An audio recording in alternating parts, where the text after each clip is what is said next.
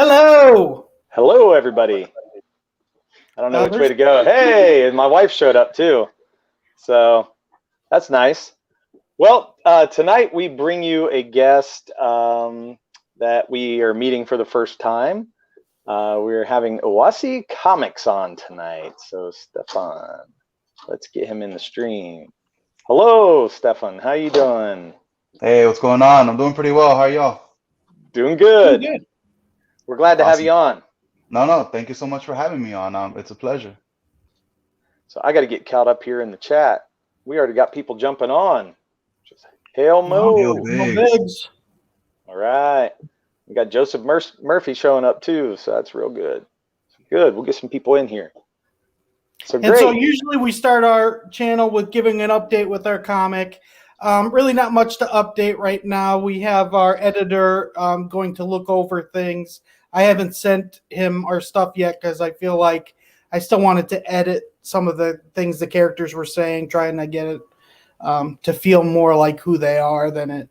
So, but should be shipping it to him a day or two, which that's a big milestone for our book. But that's really all the update we have on that. Dialogue that was tough. That was really short, man. So anyway, we were ill prepared tonight, so we're just going to kind of fly by the seat of our pants if you're okay with that. That sounds good for me. That's usually how I live my life. All right. Yeah. That's the way it's been for us, man, every night. So, geesh, it's been nuts. But I feel like we've had so much going on, yet nothing is going on at the same time. We're like in this real weird place of getting a whole bunch of things together all at once, and then nothing else is getting done at the same time. So no artwork is getting pushed. You know, it's basically just promotion or promoting others or whatever. And yeah, so I don't know, kind of a weird spot for us right now. I know the feeling. Currently, when it comes to the book, we are pretty much done with everything except for colors and lettering. And I'm just kind of sitting around waiting for those to start coming in, right? We're halfway done with colors and halfway done with lettering. So, that's awesome. Very similar spot. Campaigns right in the middle of the 30-day time frame. So you know how that goes, right? So you're going to go the second 30 days, right? No. Oh, you're not? No. I am doing this to get this book out to everyone as quickly as possible. Oh, wow. A bit of a spoiler here, right? Campaign ends on the 8th. We're delivering the PDF the week after. So the week of the 10th of October 10th, we're delivering the PDF. Okay. And then we're delivering the actual book. So we're going to start delivering right before Halloween. So, I mean, the first batch of people are going to have to wait less than 30 days to get their book after the campaign closes. I think that's really cool. That's what we want to do too. We've seen a lot of people where it's like a year later after they campaign, and we thought, from a customer point of view, that's what I wouldn't want that. I'd much rather get it right after. So that's awesome that you guys are able to do that. Yeah, I can't guarantee that we're going to be able to do it for every single book. This book has, by the time we started the campaign, the book was almost done with production, right? Yeah. So I was like, why are we going to make people wait? Book's almost done. That's awesome. But yeah, so that's what we're going for. And again, it's only 25 pages. We're doing floppies. So the turnaround time for us is a lot quicker than some other people. So, if people take a year, some of them, it's for good reason. For example, I think Ethan has said it before, like each one of his pages cover quality. So that's why he takes so long to produce. So, people have their reasons, but for us, we were pretty much done with the book and we're moving as quickly as possible. I think that's really cool. Our book is 27 pages right now. We're actually thinking about adding some pages. We haven't really decided on that yet, but we're thinking about it. Maybe 5 more pages. So it'd be 32. But we were, I think that's what we were thinking about at first too, is doing a floppy. So that's interesting. I haven't heard many people saying, yeah, that's what we're doing. We're only doing 25, and then we're putting it right out there. So let me ask you, how soon will you be able to turn out the next book? So, funny story. We actually have 3 pages in production right now. We're testing something out. We want to make sure that by the time it gets to crunch time, we've sort of ironed some of the changes that we're making for issue 2. So we're doing that, and honestly, we're launching the campaign. At least my goal, if I can get the book in as many people's hands as possible, issue 1. My goal is to launch the campaign for issue 2 on October 31st, Halloween Day. Wow. So that's awesome. So, you know, that might end up being a 60-day campaign, given that the book will be in production while the campaign is going on. Oh, that's fantastic. Right. So, you know, if you want the Vale Walker as quickly as possible, make sure to back issue 1. Yeah, time is now, it sounds like, man. That month goes so fast. I know. It does. I blinked yesterday, it was 30 days, blinked today, and now we're down to 19, 18, you know, so. Yeah. Oh my gosh. That's crazy. So, Mo says, a year is nothing. ARO backers know they're planting seeds for an oak they may never see, but their great-grandchildren will dream beneath its branches. Yeah, I hope so, man. We keep hearing about ARO, and, you know, where is he at? We only have, like, what do we have? We have pinups. That's what we get for now. Yeah. We need the full story. So, yeah. I mean, yeah, the book looks real nice, man. We'll get into the campaign here in a minute and look it over and everything. But so we just kind of want to get to know you a little bit, and here's some stuff from you. I've seen you on a few streams, which has been really cool. It seemed like you just kind of popped out of nowhere. I've been following people on CG and stuff for a while, and then I've seen you just kind of pop up, and boom, here you are. So yeah. Funny story. Yeah, you know, why did I just pop up out of nowhere in CG, right? I had you probably aren't popping up, but in my view, you are. No, technically, I am. I just really popped up out of nowhere. But I have been following since, you know, late 2017, 2018. Oh, okay. Kind of from the shadows, kind of, you know, at first it started with Zach was the first one to pop up onto my radar on YouTube, of all places, right? Yeah.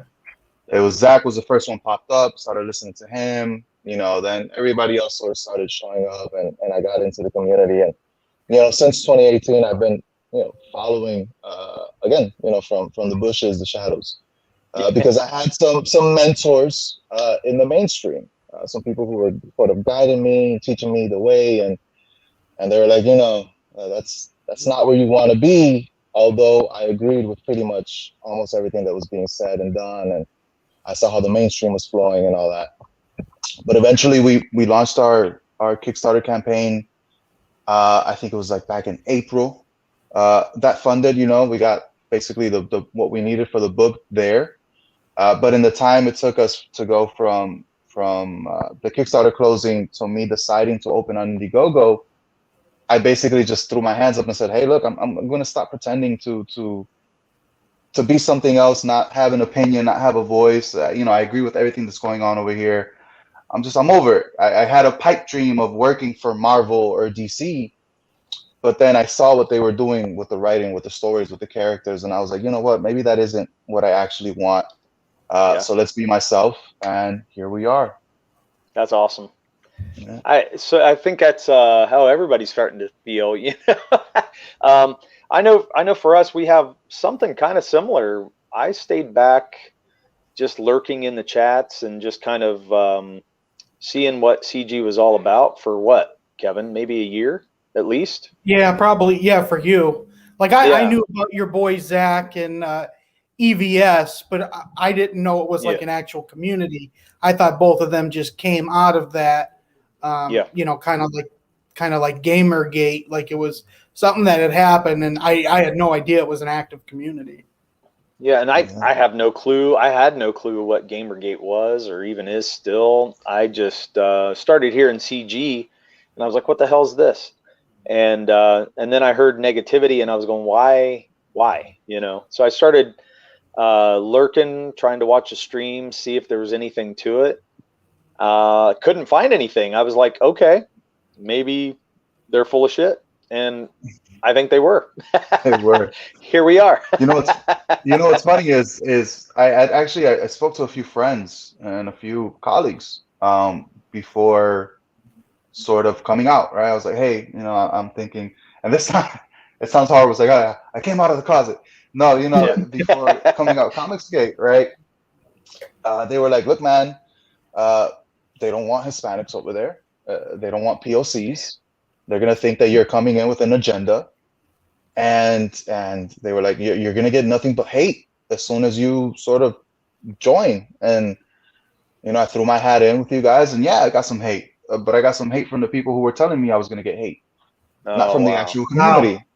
Yeah. Right? So it's to me, it's weird. It's like you guys are telling me that I'm gonna get a bunch of hate, but yet it's people that have the same mindset as you are the ones that are hating on me.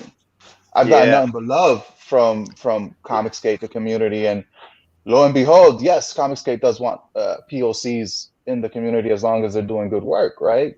And there are other POCs. So to me, it was just a bunch of bull jive, as they would say. Yeah, so. Man. I'm glad you got that, because that's what we've been feeling too. I mean, of course, it's like a business. You got to get out there and show your work, and you got to do the work for it. And just like any other thing, but you're going to do that no matter where you go. But I feel like, we've been accepted. We have a lot of people that we know in the chats now. I have a lot of streams that I like to follow. People know my name. Even if they don't know my face, they may know my name. And it's been a great community. It's been a lot of fun. So I'm glad we're doing it. So, Hey, welcome, man. We love having you. So nothing but love here for us too. 100%. Comicsgate is a love group. Were you guys successful? Did you get what you wanted with Kickstarter? And then if you did, has there been, because you've went to Indiegogo and CG, has there been like your fans that are now like, oh, I won't back you, even though I really liked your first stuff you had out there, but now that you're CG, I don't want anything to do with you? Or no one has come out and said that explicitly. So I've actually had the opposite effect. Once I had an update on my Kickstarter campaign, because I was still trying to figure out the release date and all that, and the end of production. So basically, once I had that update for my Kickstarter campaign, I basically let them know, hey guys, from the looks of it moving forward, we might be exclusively Indiegogo. Here's a special offer on our Indiegogo campaign for, being the first 191st people to take a chance on me, because I value and respect them, right? There were 191 people took a chance on Oasi Comics and the Vale Walker, so I gave them a special offer on our Indiegogo campaign. And a lot of them transitioned. A good 20, 30 people I would say a good 20 people are already, backers on Indiegogo as well. So, I hope that all of them, once they get their book, they kind of throw away the whole, I don't want to back somebody on Indiegogo. You took a chance on me. We gave you a good book. Here's issue 2. Hopefully you guys enjoy it as well. Nice. That's awesome. Has Kickstarter done anything to you, or because I know they've looked on like Twitter and have tried to ban people anything with Comicsgate or? No, not as of right now. I have found that a few people just randomly blocked me for no reason. So for me, it is what it is. But I think it was the new Kickstarter comics head that was inputted not too long ago, that she took the job not too long ago. We followed each other for a couple weeks, and eventually I just kind of unfollowed her myself. I was like, I don't know why I'm following her. We're not really going back to Kickstarter anymore. So for me, no, nothing yet. I'm not sure if maybe I'm just not, my campaign hasn't been big enough to gain their notice, but it's been flying under the radar. That's awesome that you haven't had to deal with any of that stuff. Yeah, so that's great. Really? Did you guys have to deal with that? No. Well, actually, I was banned from whoever the new person is on Kickstarter. I forget her name now, but she banned me, I think, just because of association. So whatever, we haven't even started this is our first campaign, so this will be our first comic we're putting out. So we're nobody. Yeah, not yet. No, man. You guys got some viewers. You guys got some fans. Already have a small backing. Nobody's nobody. Everybody's somebody. That's the way I look at it. Oh, sure, but we're not making any waves or anything where they would, that they would pay attention, which is fine. I don't really want any negative energy. Jamila something, Yeah, it's Camilla something. I'll tell you the truth. I unfollowed her because I hate. This is my thought process, guys. I was like, all right, we're following each other. There's no bad blood. I really don't care, right? Yeah. But then I was like, damn, she's Hispanic. I'm Hispanic. I think we're both Puerto Rican. I don't want people to start doing like a witch hunt. Ah, he's an infiltrator. He's a spy. And I was like, I'm just gonna follow her. I was like, all right, unfollow. We'll get over it. Yeah, it's not worth it to me. I feel like I don't even want to give him time of day. I hated the debate with just to bring this up real quick. I don't think we need to spend very long on the debate because I know it's been talked about a lot. People are probably sick of it now, but I kind of felt like, why debate it? They're not going to listen to anything we have to say, no matter how good we say it or how much love we show towards other creators that are outside of CG. I don't think it's ever going to matter because, their minds are made up. And,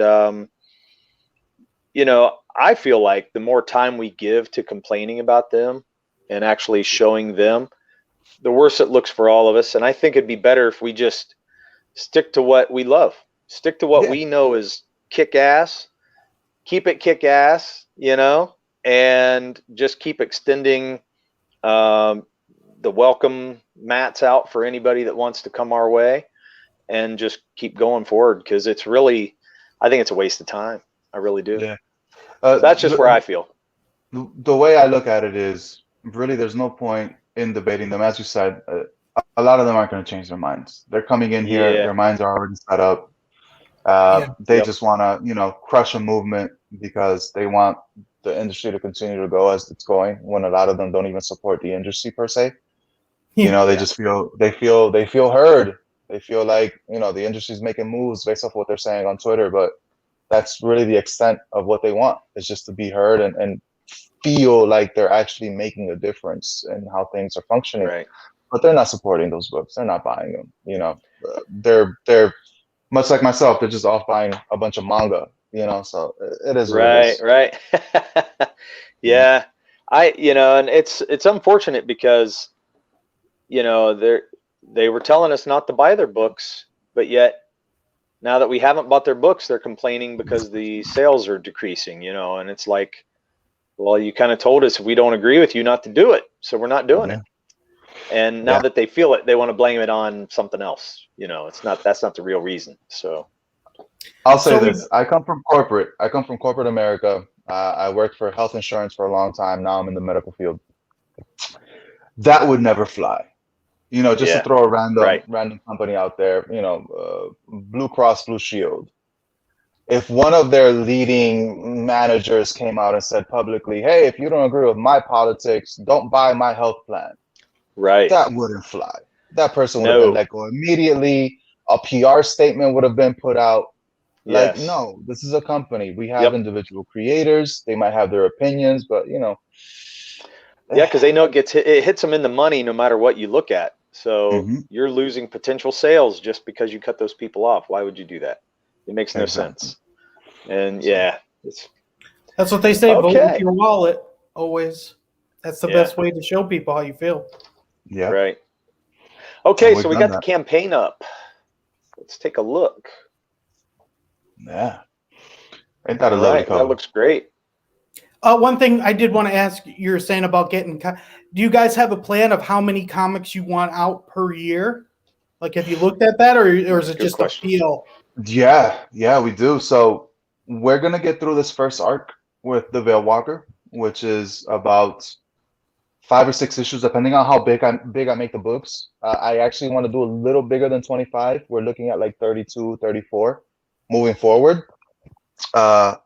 But yeah, it might be, these first 5 issues. Once we're done with that, we're going to launch, the second arc of the Vale Walker, and we're going to launch a second character. So a separate book altogether. And we're going to alternate. So we're going to alternate month after month with those 2 characters. And then what we're kind of looking at is every arc we're done with Alexander, we launch another character, another story. Until the point where, hopefully we've built up enough of a reputation, we deliver and we produce, that we can have maybe 3 campaigns running at the same time for 3 different books, and we're getting these to people as quickly as possible. That's kind of why we want to do the floppy, Yeah. If you guys, this is the way I look at it. If you guys aren't liking what is being put out on a month-to-month basis at comic book stores through the mainstream, we're going to be putting out month-to-month stuff for you guys to come and enjoy. So that's really cool. It's going to be difficult. It's going to be difficult. You guys have already seen how other campaigns, take their time and things sort of happen. But we really want to build up to it, and we want to have 20, 30 campaigns running in a year and getting as many books out as possible. So how big is your team? Right now, it is 4 people. Okay. But for each book that we bring on, there's going to be a writer, because I will not be writing everything myself. They will be going off of sort of cliff notes, and I'll have guides for the other writers to go. And each book will have a different artist and a different colorist on it. So, we're going to grow cool. from there. That's really nice. That's something CG doesn't have. We really don't have that like monthly, you can depend on something you're going to have every month, which I think if you can do that, that's awesome. We would love to do that, but we don't have the resources to do that. But that's awesome. I don't have the resources myself. That's why we got to build up to it, right? Sure. Man. But personally, it's going to be all about what the backers and the fans want, right? Yeah. Do they want the floppies? Do they want that? We're gonna keep our ear to the streets, and we're gonna make sure that what we're doing and what we're building up towards is something that people actually want to do. So Oliver's in the chat. Yeah, hey Oliver, how's it going, man? That's my boy. Yeah, I love Oliver. But if people say, hey, we would prefer to get 40, 50, 60, 80, 90 page books from you every couple months, then we'll do what the people want. But for right now, our goal is our floppies and I think you'll be really successful just because we don't have that. So I think a lot of people will really be into that, getting it monthly, because they have so many other stuff to wait for. It's nice to have it in your hands. So I think that's a great strategy. Let's hope it works. I think so too. Let's hope people agree.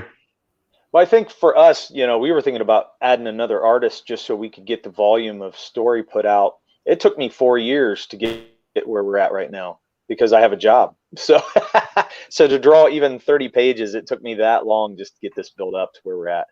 It feels like a lifetime. Yeah, no, it's tough. I mean, honestly, this first book has been in development for years.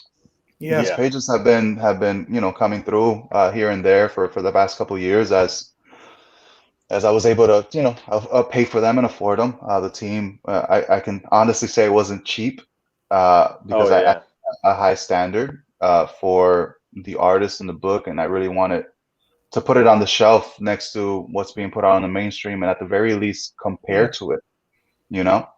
So I hope we did that with issue 1. Issue 2 is going to be even better. So nice. We're just rolling. It's cool. Yeah, I like the way the character looks, man. With the mask on and the hood, and it's nice. I like it. Yeah. That's more of a transformation, less of a costume. Okay. Have any of you guys played? I'll compare it to this. Have any of you guys played Devil May Cry? Yeah, I haven't. You have? Okay, I haven't. All right. So compare that transformation to the Devil Trigger from Devil May Cry. Sure. Okay. That's kind of what we got going on there. Very nice. Thank you. I'm very proud of what me and Sajal were able to create in regards to the Vale Walker transformation. Alexander, the main character, he's sort of modeled after my older brother. So no, guys, he's not self-insert. But he is an insert. I was gonna say the beard. It kind of looks like you. It's my brother. It's modeled after my brother. My brother's since the character was created, his hair has receded a little bit, so they don't look as much alike anymore. But that's cool. That's really nice. I was going to make a mention about the red. It's like a sash, right? For the character. The sword. Yeah, it can turn into a sword though, right? Yeah, that's its name is Scarlet. It's a living weapon. And what we did is we were, kind of thinking, it's like, how does this guy who has to travel constantly through airports and whatnot, how does he get sorry about that, alarm went off. How does he get his weapons across, right? He does use magic, but he has to have some sort of weapon. So basically, we made him a weapon that was cloth, and it'll go through any metal detector. It won't get stopped anywhere. He can honestly turn it into any piece of clothing that he wants. For example, in our next story arc, spoiler, it's going to be a winter setting, and instead of a pocket square, it's a scarf. So it's something that we logically try to come up with. How do we logically explain him carrying the sword around all the time? And that's what it was. We even created a backstory and an origin for that particular weapon that in the future we hope to tell you about. Awesome. Nice. I like it. Thank you. I do like it. That cover, man. That's a cover, right? Black and red. Yes, that is the George Fornes cover. He is currently just finished up his run on Rorschach with Tom King. Oh, we were wow. able to lock him in for a cover, Nice. and we actually have about 4 more covers from him for the next few issues. Oh, that's okay. awesome. Yeah, I love the way it works, man. That red, white, and black is just fantastic. Yeah, and just as our style and overall really fits the story, right? Alexander is kind of a paranormal detective, and he sort of has this noir kind of style, and it just really fits. Honestly, if I can afford his page rate, I might have him on the interiors of this book, but he's a busy man, and he's a little out of my page rate. But maybe that's really cool. We'll have a one-off. So I was going to make a comment, man. With the gray, with that grayscale you're using on the character on this cover, Mm-hmm. That would look awesome on the interior. Have you ever thought about using some of that on the interior? Yeah, it would. I know you're doing color. I know. Yeah. No, I mean, honestly, it's all about considering, and maybe the story would lead towards it, right? Maybe like a flashback or something. That's what I was thinking. Something like a flashback, something like, if you're using a noir style, man, that does fit that so beautifully. It's really cool. Yeah, I love it. Don't mind my camera, guys. It randomly turns on and off. We're still having technical difficulties trying to figure out how to get that to stop. But yeah, no, it would fit. It will fit perfectly, and you know what? We considered it. How do we tell flashbacks? But who knows? Maybe George Fornes makes a guest appearance on one of our flashbacks someday. Oh, that'd be awesome, man. Yeah, that would be cool. I think that'll be pretty cool, and that'll also explain the difference in art style, right? It's like, so it's a flashback. Yeah, right? So, exactly. I owe you some royalties. Oh no, man! I just think. I'm always thinking that way whenever I see stuff visually. I'm like, oh, wow, how could you incorporate this or that? And some stuff, lends itself well. Yeah, I'm really digging that cover. Yeah, dude, it's a great cover. It really is. Yeah. The interiors look really good too, though. Yeah. Thank you. This is actually page 2, right out of issue number 1, page 2. We're doing a few final edits to the page right before we go to lettering. We're touching up a few things, but yeah, that's pretty much what you guys can expect from issue 1. I am very upfront. It does look a little different from the issue 0 that we did a few years ago. Oh, okay. That is because we lost our inker. Adelso Corona was working with Brett Booth during the time of the production of this, and we couldn't find the time to schedule him in. And now he has the gall to be working on Spawn of all things. So it broke my heart. How dare he? Right? It broke my heart. One of the major influences of the Vale Walker. He has the balls to go work on that instead of with us. Man, what a traitor! Did he work on the comic that made over 500,000? I think it was Spawn King or King Spawn. I can't recall if he was on the interiors. I know he did a few covers. Yeah. I need to ask him. Huge. That was huge. Yeah, so he's doing some good stuff. Have laser eyes? Yeah, I'm disappointed. Like the character, huh? I mean, I just might. I just, I don't want to out myself as a mutant here, Right. Or you might have the capability, you just don't know how to. I mean, Maybe I haven't unlocked 100% of my brain yet. Yeah, hey, exactly. but yeah, so it's great. I think what we ended up doing is They have probably good for the stuff. best. Yeah, instead of getting a new inker, we decided to go with the team that worked on our main cover, which is basically just Sajad with dark pencils and then Leo with the colors. So we kind Oh, of okay. maintain the look from our cover or our main #1 cover, kind of all the way through the book. So there you see what Okay. Sajad's pencils look like before Leo goes Yeah, in really with nice. colors. That's really cool. Yeah. Yeah, thank you. It's almost got like a watercolor look to it. Is it digital pencils? It is digital. They are digital Okay. pencils. That's why we don't have any of the original art on, Okay. unfortunately, because they are digital pencils. Now, I will say this: I'm putting out a poll here for you guys and for the chat. I Okay. have the official pencils for the preview comic. So the issue 0, we have the pencils for those. If you guys would like to purchase those, we'll definitely put them up later on. That's Yeah, awesome. to me, I've done a lot of research looking at different people's. Derek, what's the name? I don't know why I can ever not remember the name. I always want to say program, but people's Campaign, you mean? yeah, campaign. I don't know why. Okay. So I did like an Okay. Excel sheet of campaigns to seeing like what people really liked and what people didn't. And original art seems to be a huge thing, and not just that people want it, but people will pay for it too. Man, Like you know, it's a very big thing in CG that people that's a definitely. tough one for me. You know, that one's real tough for me because this is our first issue, so I really feel weird about selling off my first issue's artwork. You know what I mean? I probably shouldn't feel that way, but you know, and especially No, after the length of time it took to build it. You know what I mean? It makes it worse. It makes it tougher. I'll tell you this. I have the issue 1 cover on the campaign. I have it up Okay. for $2,500.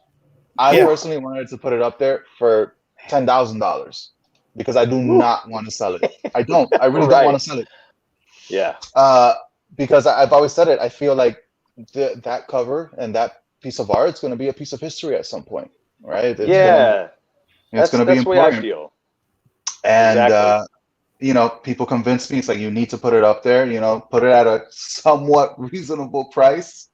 So I said, all right, $2,500 is going to go a long way in funding issue 2. It'll get us a step ahead, and it's also going to go a long way in unlocking stretch goals. So that campaign or that tier alone would unlock 2.5 stretch goals for everyone else. Yeah. So Okay.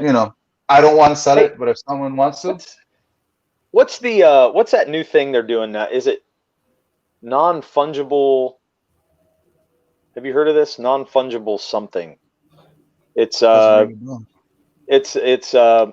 people are basically selling the rights to like a piece of music. So like the Beatles in their catalog. Oh, You were to take NFTs. them. NFTs? Yes, NFTs. Is that what you mean? Yeah. Yes. No, it's non-fungible something, right? Isn't that what it stands for? Yeah, so they'll create like a piece of digital media. They'll Yes. somehow make it like the official or the #1 or one of one, no copies, and I'll have like some metadata. Yeah. And basically, people are buying those things up for millions of dollars. And Yeah, they it's been have very the successful. rights, right? They have the rights to use them. They don't have the right to like create new things from them, but I think they have the rights to distribute and advertise. So they kind of get some money from it a little bit, but they have like Yeah. limited use. I don't know how it works in the music, but I know, for example, like images, they have the right to resell. But Okay. I Yeah. think they can't make any like copies of it, Yeah. right? Okay. And Maybe and that's if what they it do is. make copies of it, it doesn't carry like the same metadata, so it doesn't have the same value. But yeah, no, I Okay. have a buddy who bought some digital monkeys for $100 a piece, and Wow. now they're worth $200,000 and $300,000 each. Yeah. Yeah. I You worked know, with a person who's I guess her husband or something made some avatars. And mhm. they're just real pixelated avatars for like a game, some game they play, and sold it for like $150,000. And I was like, you got to be kidding me. It's I'm a big spending thing with 8 like hours Marvel, a page, man. because right now, like you can do something like the Hulk and sell it, and I know like Marvel and DC, or at least Disney and Warner Brothers, is trying to do something so that can't happen. But right now, you can. Well, I was just saying, Yeah. like, I'm almost thinking that, you know, eventually that original artwork will probably go that way, because if people are going to want to buy it and have it, I don't know. It just makes you wonder, because that's if that simple artwork, it's pixelated artwork, man. It's not like it doesn't take that long to do. Yeah. No. One thing that we've looked into as NFTs, one of my mentors in comic books is doing numbers, and the guy I just told you about, he's doing Yeah, great in NFTs. So I think, you know, that there's a need of startup funds in order to really make it happen at first. sure. But I think once we have that, we might look into the NFT space, and Man. yeah, you know, anything that helps us fund our comics really Oh is yeah, as definitely. long as it isn't illegal, I'm doing it. Yeah. Yeah. Okay. Well, this looks good, man. I really Yeah. like this. Yeah, I like it. I never thought. Well, I've seen a lot of people actually doing the pencil work and then coloring right over top of the pencils. Yeah. And Yeah, you know, so, the thing about digital is you can just darken the pencils up and they look like, you know, dark ink lines. yeah, So it's one, it really helped us produce the book a little faster because we didn't have to wait for an additional artist to jump on and start touching things up. So, you know, we talked to Sajal, we said, hey, you know, pencil these as if you were kind of inking, and then Leo went ahead and did the rest with his colors, and started to really I add like it. that yeah. So yeah, Yeah, it it's gives it a unique look too, you know, which is hmm nice. yeah.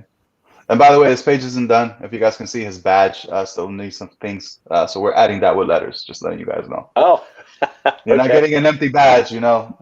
Yeah, that's cool. And then that's the Okay. original. Oh yeah, So for that's you nice. doing comics monthly, your team, did you have to like make them sign a contract or anything so to make sure that everything goes timely, or is everyone on your team like friends with you where it's something that you just know it will? Yeah, no, I would say this: get contracts, even if you guys are friendly. Obviously, there's wiggle room. Things might happen. People might get sick. You know, with everything going on, right? We actually had Yeah. some major delays with issue one because of a few people getting sick. But yeah, get contracts, even if they're your buddies, man. The Yeah. contracts are coming starting issue two and moving forward. We didn't have any contracts for issue one, but we're definitely locking them in for issue two and moving forward. Oh, Okay. nice. Hey, Jim says, what happened to Derek? Hello, Jim, by the way. Well, you can see I lost my chin, man. I lost it. I cut it way down. Probably unrecognizable now. But it's been a couple weeks since I've done it now. So with this first comic, kind of tell us what's going on. What's the kind of main story of this issue? Sure. So actually, we'll start with the universe, right? Because I think the Okay. universe was Perfect. one of the Very cool. one of the most important things that we created initially. We developed the character, but then we really got into, okay, we have an idea for the character. Let's create the universe that he inhabits, and that'll really allow us to tailor him to fit the universe properly and not fit the universe to him. Okay. And what that allowed us to do was then have a universe that is so unique and so special that every other character that we create within it is different from Alexander, right? So here we go, right? The Vale I'm Walker. not laughing at you. I'm sorry. No worries. You kind I of look think like Jim him, Cox is calling me EVS, man. sounds like it. Shit. I wasn't trying to do that. I mean, did you dye your beard? Are you gonna dye it? No, never. I'm not going to look like Chuck Norris, man. Sorry, but that I dude, mean, let's he's say Chuck this. Norris, but EVS dyed his beard, and he looks 5 years younger and 15 pounds lighter. So oh, I dang, give man. him Yeah, I my do Dang. think he answer. looks better with it being dyed. I do. Yeah, That's I funny. think it he does look really better. does. That's too funny. Go ahead. So, I'm sorry to interrupt you, man. You no, keep man. going. We're on your channel, man. We're here to have It's a all good good. time. I'll tell you this: when I show up on these channels, my major point is to have fun with the community, have fun with the hosts, and you know, the book pitch and everything else is secondary, right? People don't want to listen to the same boring book pitch time after time. Oh So yeah, man. we're here to have a good time. Yes, But definitely. but yeah, so the Veil Walker takes place in a universe where a very small percentage of people are born with something called the gift. And the gifts allows them to use their mana, as we call in world, or their spiritual essence, to cast magic and cast magic spells from different regions of the world. So in order to protect these people, sorry about that. In order to protect these people, an ancient order or a cabal of witches and wizards was put together just over 500 years ago, and they are called the Order of the Veil Guard. And what their purpose is, again, to protect the gifted, keep them a secret, but also to protect the world of man from creatures, demons, monsters, or what we call veil spawn, from attacking people and coming over from the veil, which is another dimension, another sort of plane of existence, as we might call it, which is mysterious as in where it comes from and what its purpose really is. But we will explore all that in the book. And then what is our main character's role in all of this?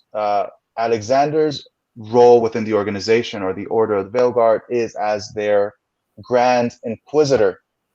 So the Inquisitor is or what we can call the Inquisition, is a branch of the Veil Guard, which are sort of the first on the scene. They are the first to show up when something weird is happening, and he was tasked in this particular issue with investigating the disappearance of a Twitch streamer that was caught live.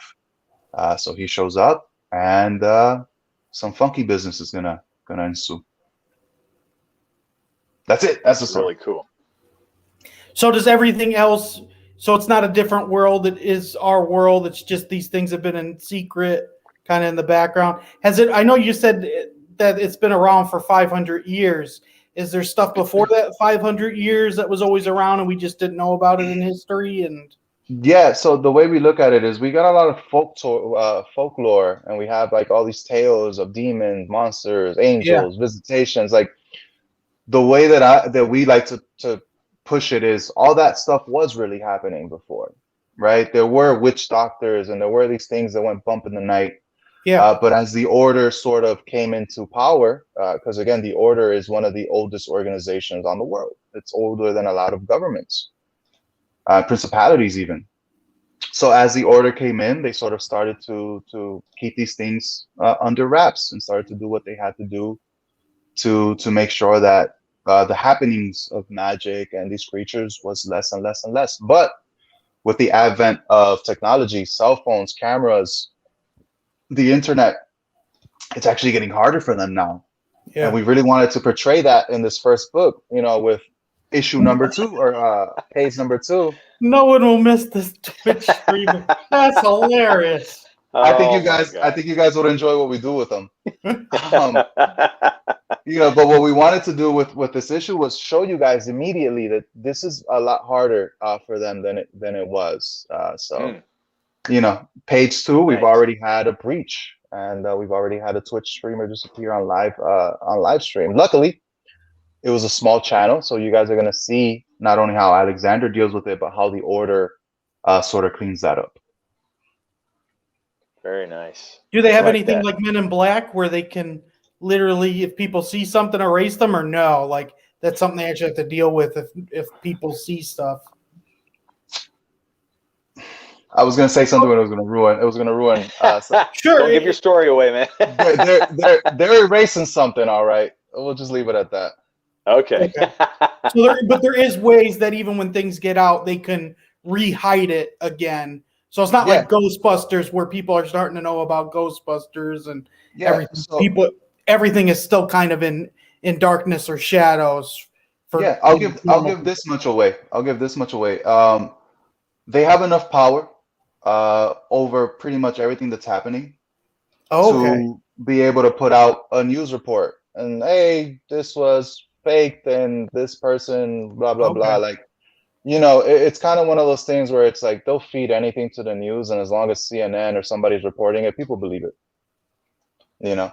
So, but then they also have other methods for the people who actually saw what was happening and what occurred. So there's a lot of ways that they deal with it, and we explore all that in the Cool. in the stories. Awesome. So what is there a reason that this was the story that you wanted to tell, and is it something that you've liked growing up? Like what did this come out of? Sorry, kind of what did this all come out of for you? No, yeah, it's. I had a dream of all things. I had a dream. I dreamt up this character one night.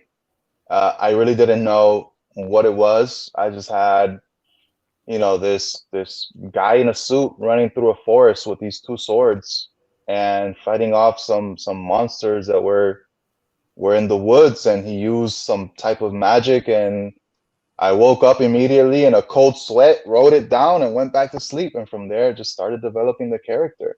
Oh, But yeah, awesome. yeah, I've always been a fan of sort of magic, mystery, the occult. I've always really liked it. For example, I don't watch anything on TV unless it has something to do with that. Unless it's like basketball, right? I watch some sports, but almost everything else I watch has something to do with horror, mystery, sci-fi. So yeah, that's kind of what inspired the Vale Walker, and I'll tell you this: one of the biggest influence on him, again, were Spawn, were John Constantine. Oh, Constantine's awesome. Yeah, there was a bit of James Bond in there when it comes to the Alexander himself. He's I call him the paranormal James Bond. Okay, that's cool. Right? Yeah, I like that. That's cool. awesome. Yeah, so we drew a lot of influence from things that I loved growing up. And if there's one major comparison I can give you guys, so you guys can kind of understand how the world works, is imagine The Witcher, but in modern day. Okay. And that's kind of, one of the things that we built off of. We had that question. We were like, hey, what would The Witcher be like in modern day? And then we were like, oh, wait, we got this character we were already developing. Let's work with that. I like that. That's really cool.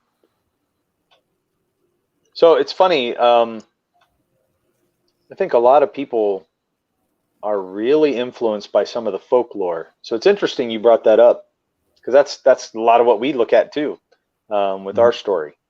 Yeah. And so we're trying to make a mythology for the world, like how Tolkien made a mythology kind of for Europe, as we want to take them all and put them together. Because I feel like there is a reason that so many of them are so close. So we're, that's what our goal is, a fantasy, but taking all mythology and making a world of mythology back before the flood. And, it's one continent, Pangea. So that's kind of what our stuff. But yeah, there's tons of stuff, not just, not just the gods, but yeah, there's a lot of myths and legends in all cultures outside of, religions and things like that. So yeah, that's awesome. I'll tell you guys this, before we even developed Alexander in modern day, me and my editor had worked on a story, and I'll give you guys the title here. It's called From Ash and Mana. And it was actually a prequel story that led into the creation of this world and this universe and where the magic came from. So we already have a story all on its own that even came before, the Vale Walker was a glimmer in my eye that told the story of that. And then, we got to Alexander the Vale Walker. We thought that we could do this quicker because that other story is very complicated, very. Is that story canon to this or no? Is it? It is. Okay. It will be. It will be. So, actually, I don't. Editor, sorry if I gave that away. I don't think we were supposed to give that away, but it is what it is. That's cool. Oh, it is what it is. Maybe. Nobody knows the name of it, or you haven't named it or called it out. It's not too much information, so. It just did, but you should be safe. Man. We don't have a delay. We can't edit it. I'm sorry. No, sorry. All live. No worries. Now, now people are going to be looking forward to it. Hopefully. I think that's cool. That's what I think. Yeah, I think especially fans, they always want more and more, not just you doing a comic every month, but stuff like that, yeah, I think that's great. Yeah, well, I think people like knowing there's more to the, more to the story. So there's more. They're going to get more than just this surface story that they're getting in the comic. There's like more going on behind the scenes. More hasn't been told, and we can always go back and do that. I think that's intriguing for everybody to know. Yeah. So that's what we wanted to do. We wanted to build. We wanted to build on the Vale Walker. We wanted to build on Alexander, and we just wanted to make sure that everything had a reason. We're not wasting any pages. We're not wasting anybody's time. Every story leads on to the next arc. We're not doing any reboots. The Vale Walker already has an ending, even though that ending is 8 or 9 years from now, maybe even 10 years from now. But it's there. We've written it out. We know where we're going, not just with the Vale Walker. We know where we're going with all the other stories as well. Everything's going to be coherent, concise, and we're here to roll. We're here to throw some body shots, take some names, and in 15 years, fuck off into the wind, and say, right. Here's your books. We told you all the stories we had. Peace out. Yeah, that's the way to do it. Yeah, you never hear of comic guys retiring. You know what I mean? They just kind of disappear. So yeah. Hey, I mean, though it is a great, like, you can do comics till you're 90. Honestly, like, it's not. 100%. It is really, What I don't want to do is in those senile years. I think I'm putting out some great stories, but I'm just ruining everything. So we're plotting everything out right now while we're still young. We have our childhood imagination still alive and kicking, and we're gonna plan that out. We're gonna deliver, and once we're all said and done, that's it. We're said and done, and hopefully we delivered at the end of the day some masterpieces. Will you ever have, hey, this exists because of magic, or will you always trying to make sense of everything and keep it grounded? One more time, the beginning, you cut out a bit.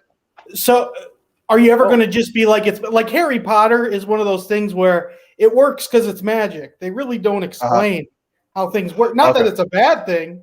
Right. I mean, it makes it a lot easier, honestly, even for the audience. But is that something where you want to keep it grounded, where the audience will know the rules of what can and can't happen and why? Mm-hmm. Yeah, our magic system is kind of in the middle.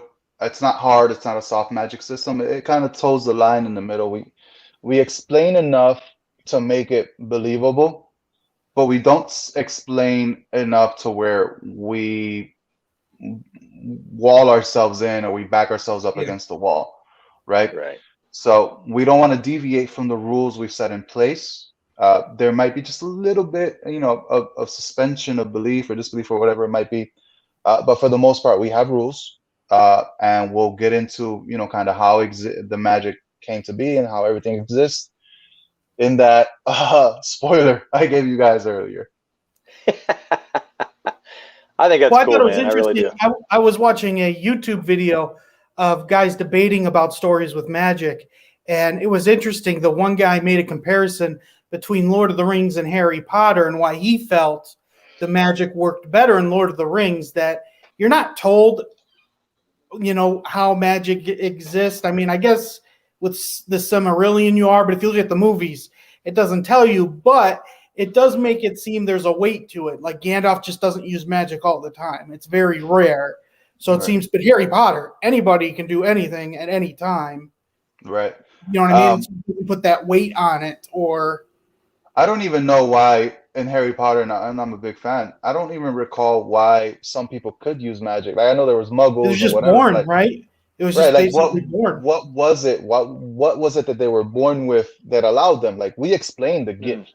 We explain where it comes from. We explain its purpose. So we explain actually how people get it as well, like why, so. I think it was kind of like X-Men, where it was just they're born with the ability to have magic. It was just a gene. I think.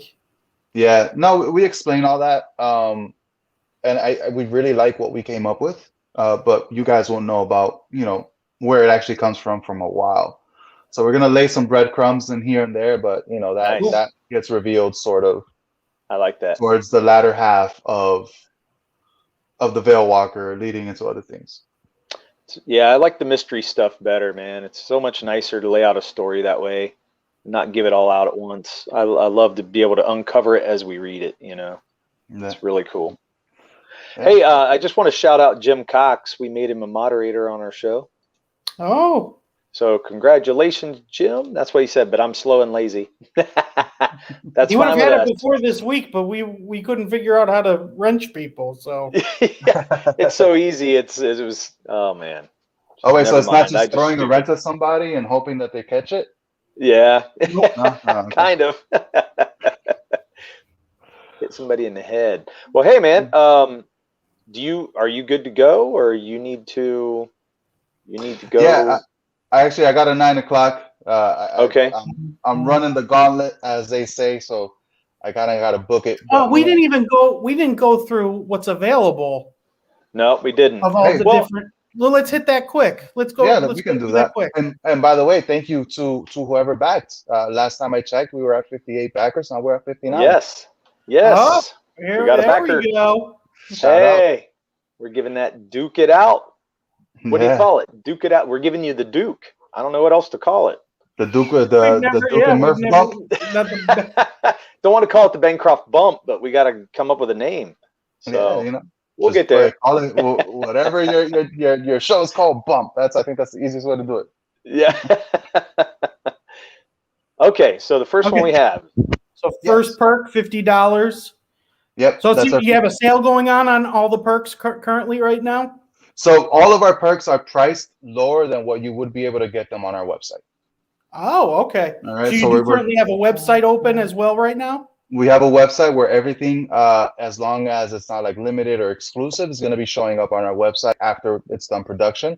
So I can run through the perks. So what we have here is a foil Inquisitor pack. It is our featured perk.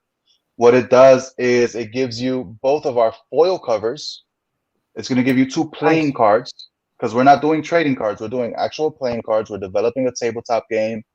It's going to have That's what we're doing too. dice. That's what we're going to be doing as well. Yeah. Yeah, we can always link up. We can see if they can battle each other. We're creating dice for criticals, rolls, and all that. And Cool. we're providing these trading cards or these playing cards that are exclusive to the campaigns. And then once we drop volume 1, so basically once we collect all of our floppies into our hardcover volume, we're going to go ahead and drop our starter pack for the trading card game. Awesome. Okay. So you get that plus the Veilguard insignia pin, which is this little pin that we have right here. Cool. Right. So you get all that for $50. I'll tell you this right now. The foil covers are $25 each. So you're basically getting both foil covers for $25. The cards and the pin are included at no extra charge. Nice. That's really cool. Very nice. All right, Then we got to keep moving. We're running you up too close, man. I'm afraid we're going to run you over. So no worries. Nice. You got a digital tier for $5 to basically get anyone in. That's very smart.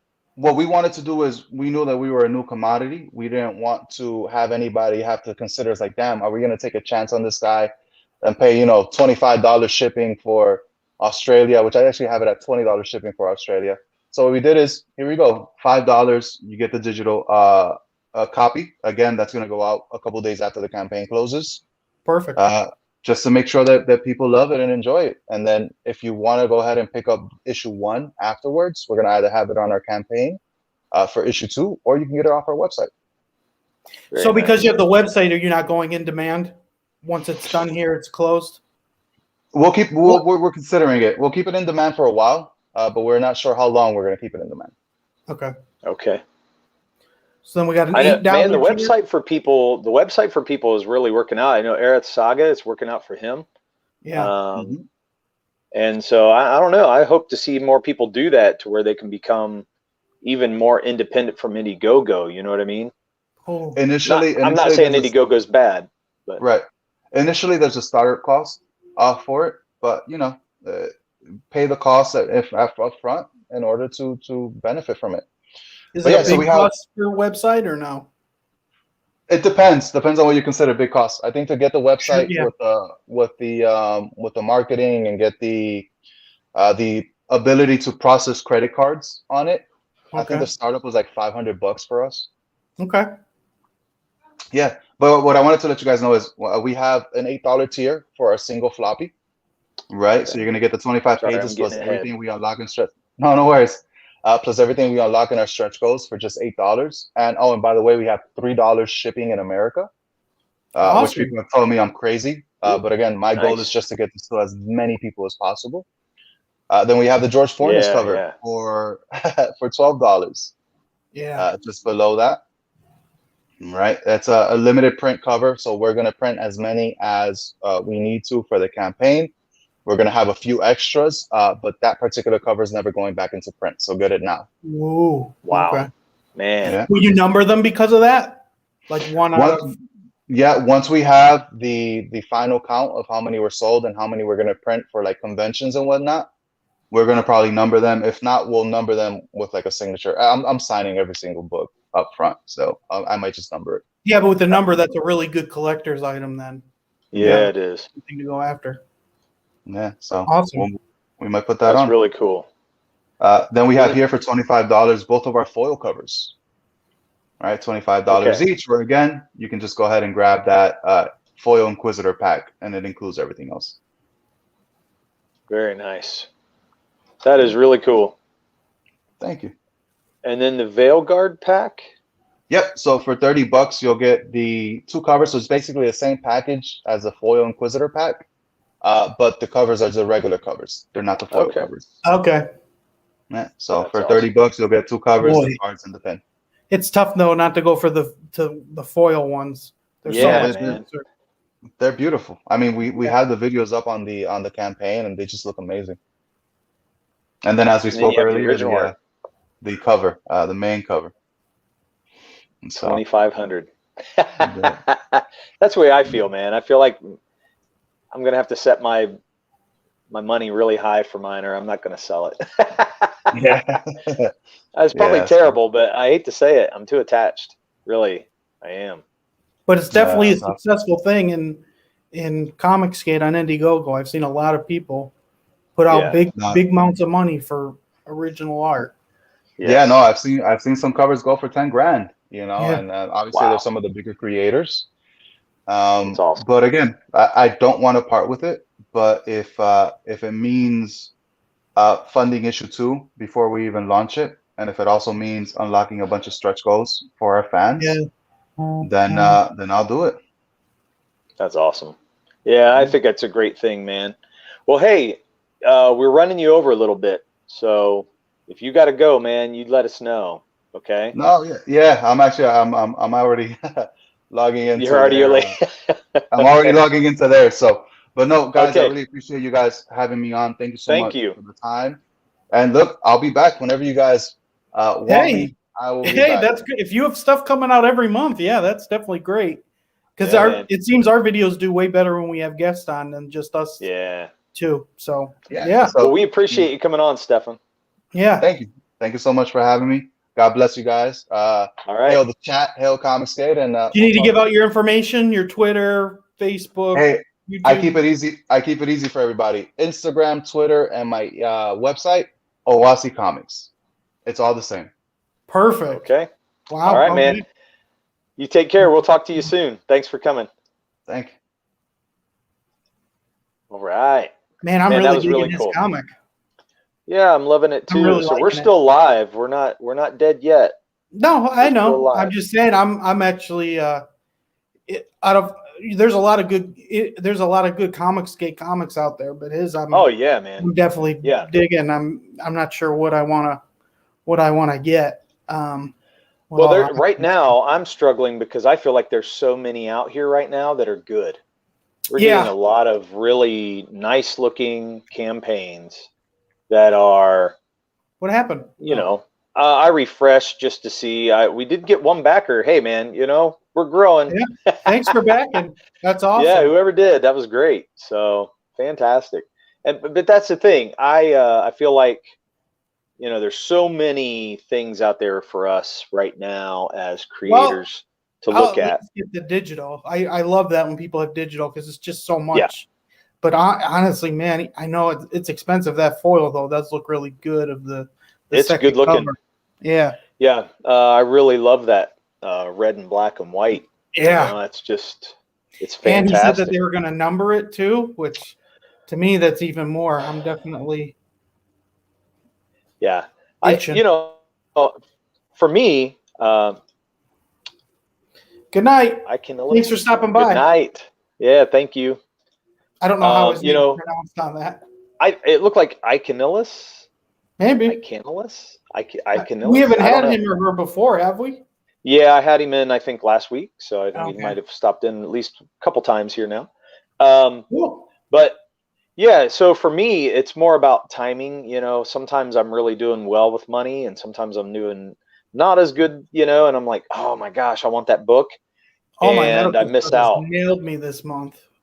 Yeah. So I've really missed out on some good campaigns because I just wasn't able to do it. Yeah. So I don't have the book in my hands, but I got the Lucent comic this week. I got it I on still Friday. haven't gotten it yet. Yeah, and I was really happy, and I read it over the weekend, and I got to say, it was good, man. I really liked it. I liked the artwork. I liked the story. I'm not going to give you any spoilers, so don't worry. But I enjoyed it, and Michael, you did a great job. Is it very Bancroft much did a with the great job. Matrix? Because I know he said stuff that before, and I love the Matrix. So would you compare it to that, or?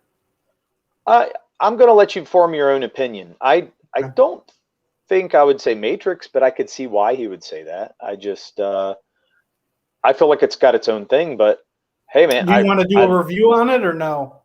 We've talked about doing reviews on here, quick 10-minute videos. Yeah, that might be something we might do. Once you get yours, we'll talk about it and do it. Because there's a lot to it. And I'd forgotten to give you this to borrow, but we can even. Oh yeah, that's awesome. See, that's one I missed out on, and I was really sad about it. And there's been quite a few campaigns that I've missed out on, and so Groken being one of them. But that was out of my hands. I did try to back that one on. I tried to go on, back it. I thought everything was good, and then Indiegogo sent me a thing saying, your funds are being in question. And I had the funds there. I think what was wrong was Rich, or the bank that I use was not. They didn't like the transaction or something, and they called it into question. It messed up the whole thing. Done it before. Yeah. Yeah, it messed up the whole thing. So then I missed out because he closed his campaign, and then I was just heartbroken because I really wanted that one. It was a gorgeous looking campaign. Man, I really like the look of that Vale Walker. It's looking really cool. Yeah. And honestly, that's cool. If he's doing it monthly, I hope he can do it because that's awesome. Yeah. It's so funny to hear people talk about what they're going to do. They got all these different plans. And I'm like, yeah, I think as long as you're producing, at all, it's not about, I don't even think, I know people are putting time limits on it, but I think if people know you're producing, I think that's what they're going to be happy with. Yeah. That it could be 6 months, a year, but as long as you're putting out something, I think they're going to be like, okay, I really don't think they're going to be disappointed, Yeah, it is a long time to wait, but you got to remember most of these people, man, they've got day jobs, They do. Now some I know people are doing like full-time. 80-page comics too. Like yeah, they are. Pages, You're exactly right. I don't want to do that. I kind of like the idea of doing at the most 32. And then once we get, 3 issues, we can put them all together or something like that. But I feel like even reading longer than 32 pages, I don't know. I guess that just depends on how you like to read, but I kind of like that shorter stint. Maybe it's because that's what I'm used to when I read a comic, I kind of like the feel of the shorter story and then moving on. But I'm kind of outside the norm whenever I think about that because I know a lot of people just like to read the whole thing all at once. That's why they like the graphic novels. I think that's still normal why you have floppies, but I think that's gained mean, we didn't have that as kids. We didn't have the graphic novels of 5 to 6 comics all in one. No, man. I mean, yeah, you got your serial monthly, and that was it. And it was on the cliffhanger, and you were like, "Oh shit, Dude, is he going to if we die or had not?" these when I was a kid, I would have loved that. The omnibuses where it has every Yeah. comic in order when you have like 6 different comics, Yeah, you know, that's doing a story and stuff like that. So, right. That's how the duplicator plans to do it. so the Duplicator. duplicator's doing a monthly, or Okay. I don't know who that is. Do you know who that is? I haven't heard of the duplicator, so no, I don't know. Let us know what that is, Mr. Von Yeah, Stugel. yeah. Let us know. Please. Is that CG? Is that something that's been going on a monthly, or is that Yeah. someone that's planning on doing that? We can look them up. Nice. Yeah, we can even get them on here. Yeah. So, well, hey, everybody. We just want to thank you for joining us. I think we're going to end it right here. It always goes so fast when we have a guest. That was very fast. This one went real quick. But that was great. We had a great conversation. You know, I think Oasi Comics is going to be making their mark, which is really nice. Yeah. I like it. I love that, you know, we're supporting some new people. You know, Jim Tanner was on last week. Still go back and back his book. We've had Richard Embry on here. We've had Kimosabi on here. So we had Devil from Talon Flats, and then the Company Men. Man, all good looking books, really. I don't know if I could really. I would love to be able to back every one of them. You know, that's where I feel. Oh, the Replicator. Okay, Rob Arnold, the Replicator. Yeah, that's how he does it. So, okay. That makes sense. Yeah. Oh, he meant to put Replicator and misspelled it with the duplicator? I'm not sure. But unless yeah, Rob Arnold's the Replicator, so yeah.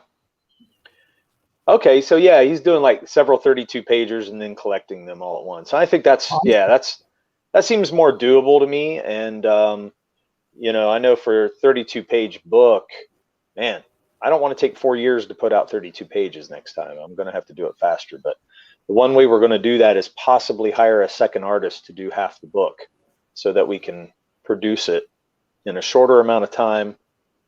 And then, I don't know, maybe we'll think about, we need to maybe look at doing pencils only and not doing inking. That might be a thought, just for fun. But we'll see how that goes. I don't know. I don't know. I kind of have to see it both on the same picture of how big of a difference it is.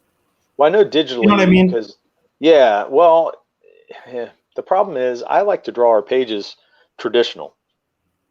I like to do some things digital, but I'm mostly traditional. So when you do digital stuff, I think it's so much easier to do what they're talking about, because you can change the texture of them digitally.